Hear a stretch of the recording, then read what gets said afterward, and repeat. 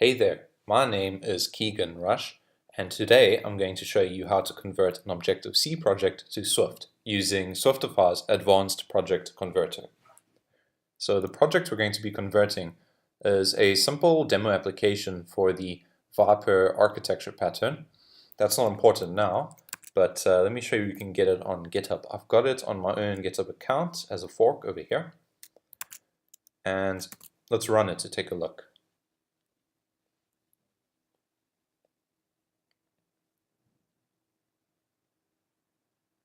Okay, so this is an extremely simple application. Just has a counter that you can decrement and increment, and there's some validation so you can't decrement past 0. So what we're going to do is we're going to open this project in Swiftify's Advanced Project Converter, and from there we're going to convert it one file at a time towards a Swift project. So once I'm in Swiftify for Xcode, I click Open Project folder, and I make sure I can see my Xcode proj or my XC workspace file. Once I'm in this location, I hit open, and I can see my entire project over here.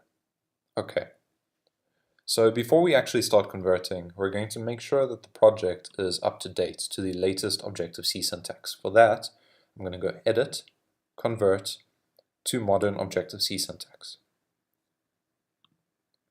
I'm just going to convert the target for the main app.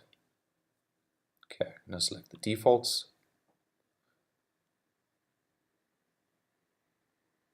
And it's done. Okay, let's see if everything's working fine. Okay, that's working. Let's run it again.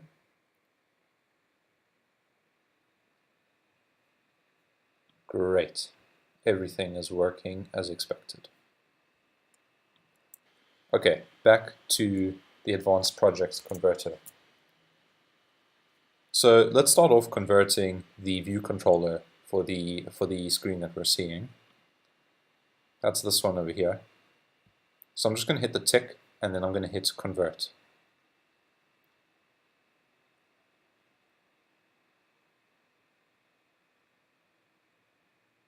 Doesn't take too long with a small conversion like this. It may take longer if you're converting larger files or a group of files.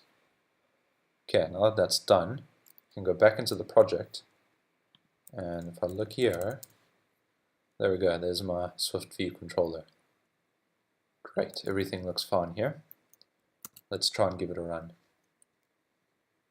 Okay, should also change this back to the simulator. Okay, let's look at any errors that we're seeing.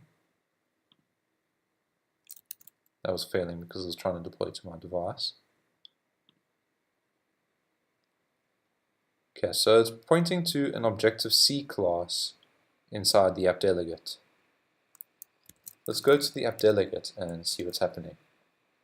I can see here that it's still referring to the Objective-C view controller, so I'm going to remove that, and instead I'm going to import the Swift bridging header. So that would be counter-swift.h. Let's try again. Now it's saying that it can't find the presenter property. So if we go back and look at that view controller, we see that there is a presenter over here, but it's not exposed to Objective-C. So we're going to add that over there to expose all of the properties to Objective-C. You can also do that on a case-by-case basis with the @objc attribute on any functions that you want to expose. Let's try build again. Okay, that did it. So everything is still working as expected. That's great. Let's convert another file and see what happens. Let's try the presenter.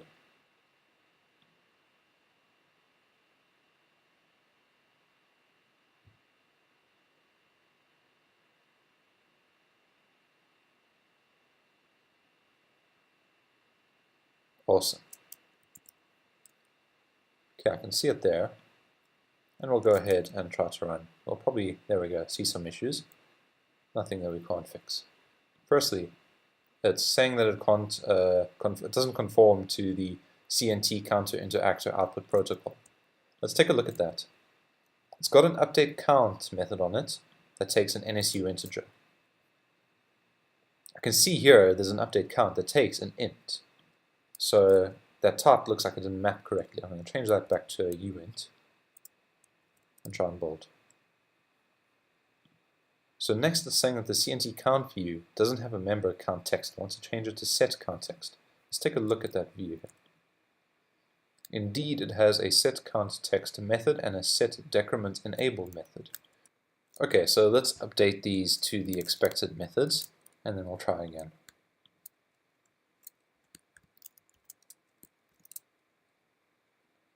Do the same over here.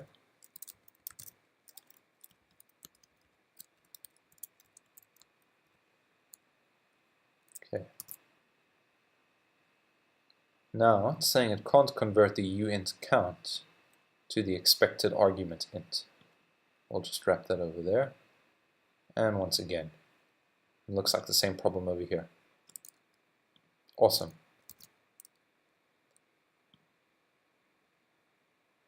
Okay, so the Xcode autofix didn't work over there. For an init number, you actually need to give it a parameter name, like that.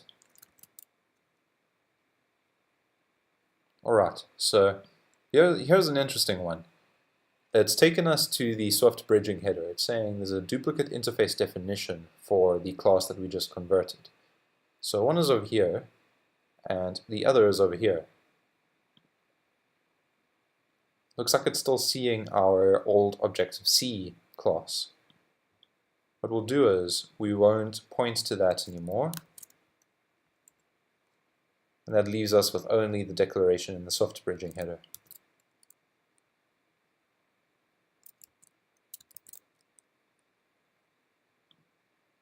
Alright. So this looks like the similar problem that we saw on the view controllers conversion. It can't find these properties. Let's go back to this presenter and make sure everything is exposed to Objective-C.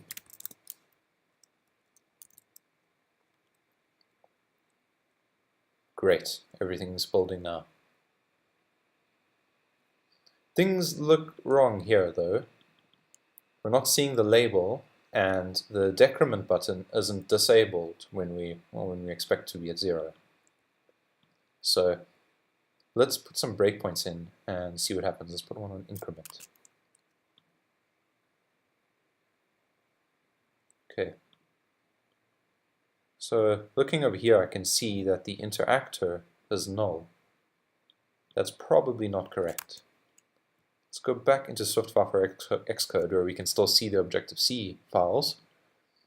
If I look at the header for the presenter over here, the interactor should be strong. The view should be weak. Both of them are weak over here. So we're just going to remove that, and then we'll try again.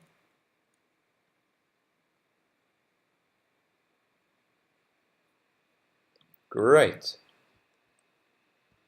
So we've basically converted half of this small project over into Swift.